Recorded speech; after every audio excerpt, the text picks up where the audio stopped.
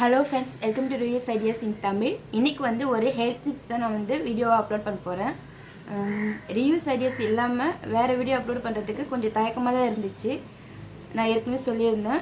ஆனால் நீங்கள் கமெண்ட்ஸில் கொடுத்த அந்த சப்போர்ட், அதில் வந்து எனக்கு ஒரு புது தைரியத்தையே கொடுத்துருக்குன்னு சொல்லலாம்.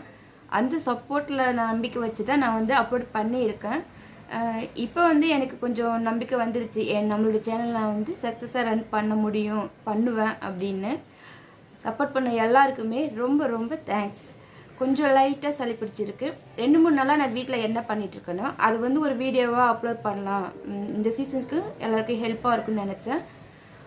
அதுதான் இந்த வீடியோ. வாங்க ஒவ்வொரு டிப்ஸாக பார்க்கலாம். இப்போ வந்து காலையில் மணி 8:30. நான் காலை டிஃபனுக்கு தான் இப்போ இதை ரெடி பண்ண போகிறேன். இது வந்து தூதுவளைக்கீரை. எங்கள் வீட்டில் தான் இருக்குது, எங்கள் வீட்டிலே இருக்குது, தொட்டி செடியில் வளர்க்குறோம் நாங்கள். இப்போ இந்த கீரையை நான் வந்து ஒரு ஜாரில் போட்டுக்கிறேன், மிக்ஸி ஜாரில். அப்புறமா இது கூட வந்து ஒரு 4 மிளகு, உங்களோட டேஸ்ட்டுக்கு தகுந்த மாதிரி ஒரு 4லேருந்து 10 மிளகு வரைக்கும் கொஞ்சம் ஆட் பண்ணிக்கோங்க. ஃபஸ்ட்டு இது வந்து ரஃப்பாக இந்தமாரி அரைச்சிக்கலாம். அதுக்கப்புறமா இதில் வந்து நான் இப்போ இட்லி மாவு தான் கலக்க போகிறேன். நீங்கள் எத்தனை பேருக்கு ரெடி பண்ணுறீங்க அப்படின்றத பொறுத்து மாவை வந்து ஆட் பண்ணிக்கிங்க. இப்போ இதோடு வந்து சேர்த்து அரைச்சி எடுத்துகிட்டு வந்துடுறேன். மாவு வந்து ரெடி ஆகிடுச்சு. இப்போ இதை நம்ம தோசையாவோ அல்லது இட்லியாவோ ஊற்றி சாப்பிட்லாம். இதை ரெகுலராக சாப்பிடும்போது நமக்கு வந்து நல்லாவே சளி குறையிறத பார்க்கலாம். நான் வந்து இப்போ தோசையாக இதை ரெடி பண்ணுறேன். தோசை ரெடி ஆகிடுச்சு. இப்போ உங்களுக்கு விருப்பமான சட்னி வச்சு இதை சாப்பிட்டுக்கலாம். இப்போ வந்து காலையில் 11:30 மணி. இப்போ நான் ஒரு டம்ளர் தண்ணியை வந்து அடுப்பில் கொதிக்க வச்சுருக்கேன். அதுக்கப்புறம் ஒரு டம்ளரில் சுக்குமல்லி பொடி, நான் வந்து கடையில் இன்ஸ்டண்ட்டாக கிடைக்கிற பொடியை தான் போட்டிருக்கேன். நீங்கள் வீட்டிலே ப்ரிப்பேர் பண்ணிங்கன்னா உங்களுக்கு இன்னுமே ஹெல்த் பெனிஃபிட்ஸ் வந்து நிறையவே கிடைக்கும். இப்போ கொதிச்சதுக்கப்புறம் இதில் வந்து நான் தண்ணியை ஊற்றிக்கிறேன். அவ்வளோதான். நம்ம வந்து இது காஃபி டீ குடிக்கிற மாதிரி ஆற்றி குடிச்சிக்க வேண்டியது தான். பாலில், டீயில் அந்தமாரி போடாமல் இந்தமாரி தண்ணியில் போட்டு குடித்தாலே நமக்கு ரொம்பவே நல்லது. இப்போ மதியான சாப்பாட்டுக்கு சுடு சுடு சாதத்தில் மிளகு குழம்பு, அப்படி இல்லைன்னா மிளகு ரசம், தூதுவளை குழம்பு, இந்த மாதிரி வந்து நம்ம எது வேணாலும் எடுத்துக்கலாம். நம்ம வந்து தூதுவளையை அடிக்கடி பயன்படுத்துகிற மாரி இருந்தால் மினிமம் குவான்டிட்டி தான் பயன்படுத்தணும். நிறையா எடுத்துக்கிட்டாலும் நல்லது கிடையாது. நிறையாவே சூடான சாதத்தில் நிறைய ரசம் விட்டு, அதாவது மிளகு ரசத்தை விட்டு சாப்பிடுங்க. இப்போ வந்து மணி 4 ஆகுது. இப்போ நான் வந்து கொஞ்சம் துளசியும் கற்பூரவள்ளி இலையும் எடுத்திருக்கேன்.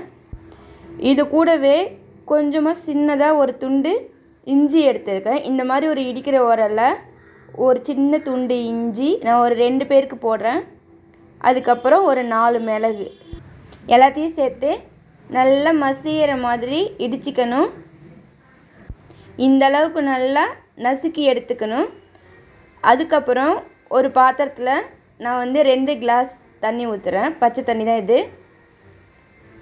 இந்த தண்ணி வந்து இந்த தண்ணியில் நம்ம வந்து எடுத்து வச்சுருக்கிற அந்த கற்பூரவள்ளி இலை, துளசி, அப்புறம் இஞ்சி, மிளகுலாம் தட்டி வச்சுருக்கோம்ல, எல்லாத்தையுமே போட்டுக்கலாம். இந்த மாதிரி இலைகளெல்லாம் பிச்சு போடும்போது அதோடைய அந்த சாறு வந்து நல்லாவே இறங்கும். இது நான் இப்போ அடுப்பில் வச்சுருக்கேன். இது நல்லா கொதிக்கணும். 2 டம்ளர் தண்ணி 1 டம்ளர் ஆகிற வரைக்கும் நல்லா கொதித்து வரணும். அதுக்கப்புறம் பார்க்கலாம். இப்போ பாருங்கள், நல்லாவே கொதிச்சிருச்சு. இதை நான் ஒரு டம்ளரில் இப்போ வந்து வடிகட்டிக்கிறேன். ஸோ தண்ணியுடைய கலரே வந்து எந்த அளவுக்கு மாறி இருக்குது பாருங்கள். அதோடைய அந்த மருத்துவ குணங்கள் எல்லாமே நல்லாவே இறங்கி இருக்குது. இப்போ வந்து இதில் ஒரு பிஞ்ச் அளவுக்கு மஞ்சத்தூள் வந்து நான் ஆட் பண்ணுறேன். இது ஏன் நான் கொதிக்கும் போது ஆட் பண்ணாமல் இப்போ ஆட் பண்ணுறேன்னா அதோடைய மருத்துவ குணம் நமக்கு ஃபுல்லாக கிடைக்கும்.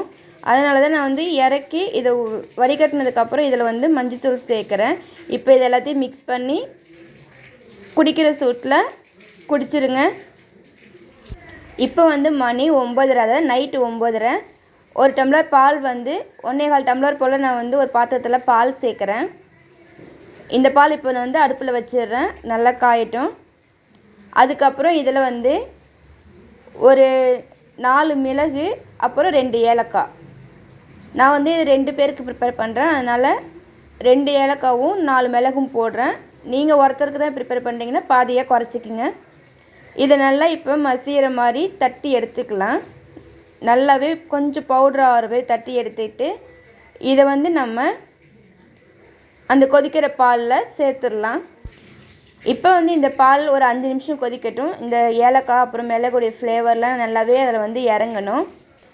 இது கொதித்து இறக்கிறதுக்கு ஒரு 2 நிமிஷத்துக்கு முன்னாடி ஒரு பிஞ்ச் அளவுக்கு மஞ்சள்தூள் சேர்த்துக்குங்க. இப்போவே சேர்க்கக்கூடாது, ரொம்ப நேரம் மஞ்சள்தூள் வந்து கொதிக்கக்கூடாது. நான் இப்போ மஞ்சள்தூள் சேர்த்துருக்கேன். அடுப்பை வந்து ஆஃப் பண்ணிடுறேன். ஒரு நிமிஷம் கொதித்தா போதும். ஆக்சுவலாக இறக்கி வடிகட்டினதுக்கப்புறம் தான் மஞ்சள்தூள் சேர்க்கணும். பட் அதோடய வாசனை வந்து நமக்கு குடிக்க பிடிக்காதுன்றதுனால நான் கொஞ்சம் ஒரு நிமிஷத்துக்கு முன்னாடி சேர்க்குறேன். இப்போ வடிகட்டி எடுத்துக்கலாம். இதுக்கப்புறம் இதில் வந்து நான் கொஞ்சம் பனங்கற்கண்டு தான் சேர்க்க போகிறேன்.